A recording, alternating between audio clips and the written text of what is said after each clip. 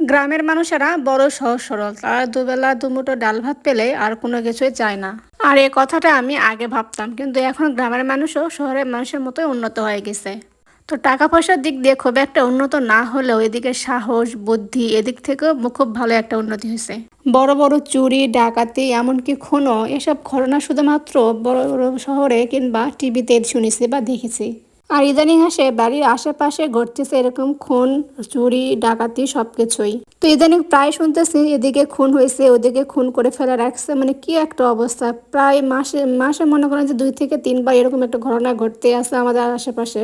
মানে খুব একটা ভয়ঙ্কর অবস্থা হয়ে গেছে। তো এগুলো আগের ঘটতো শহরাঞ্চলে বেশিরভাগ, কিন্তু এখন গ্রামেও যে হালে ঘটতেছে মনে হয় যে মহামারী শুরু হয়ে গেছে, যাকে বলে খুনের মহামারী। এখন গ্রামাঞ্চলেও মানুষ মানুষকে মারতে একটুও দ্বিধাবোধ করতেছে না। তো যাই হোক, এসব কথা ভাবতে গেলেও মানে গা শিউরে ওঠে, প্রচুর ভয়ও লাগে। তো সব কিছু বাদ দিয়ে আজকে কি রান্না করব সেটা আপনাদের সঙ্গে একটু শেয়ার করি। তো আজকে রান্না করব ধুন্দল। তো আমাদের বাড়িতে যেহেতু কোনো গাছ নাই, তো পাশের বাড়ি থেকে কয়েকটা ধুন্দল আনছিলাম, তো সেই ধুন্দল দিয়ে আলু দিয়ে চচ্চড়ি করব।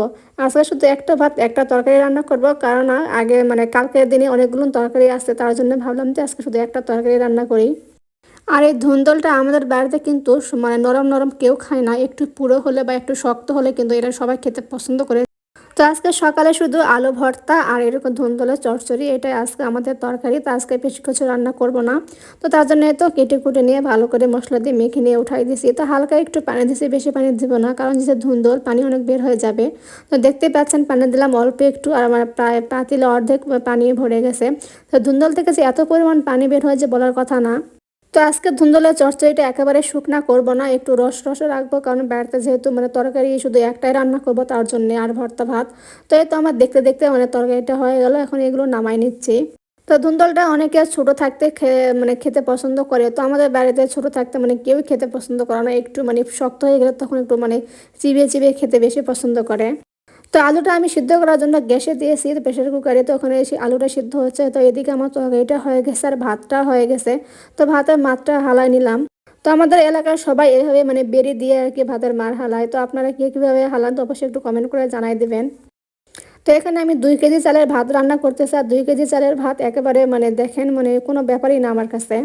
তো এই তো আমার রান্না বান্না কমপ্লিট। তো আলু ভর্তা আর এদিকে শুধু মানে আজকে চচ্চড়িটাই করছে, এদিকে বাড়ি কালকে ডাল ছিল, কিছু মানে মুরগির মাংস ছিল, একটু করলা ভাজি 1 পিস মাছ, তো যা আছে মানে ওইটা দিয়ে মনে করেন যে আজকে একটা মেকআপ হয়ে যাবে, আর বেশি কিছু রান্না করা লাগলো না। তো এদিকে আপনাদের ভাইয়া খাইতে চলে আসছে, তাকে এখন খাইতে দেবো। তো ভিডিওটি আজ এই পর্যন্ত। ভিডিওটি কেমন লাগলো অবশ্যই সবাই কমেন্ট করে জানাই দেবেন, যদি ভালো লাগে অবশ্যই একটা লাইক দিবেন। তো আপনাদের একটা লাইক আমার পরবর্তী ভিডিও বানানোর অনুপ্রেরণা দেবে। তো পরবর্তী ভিডিও দেখার আমন্ত্রণ জানিয়ে তো আজকের ভিডিওটি এখানে শেষ করছি। তো সবাই ভালো থাকবেন সুস্থ থাকবেন, তো সবাইকে আল্লাহ হাফেজ।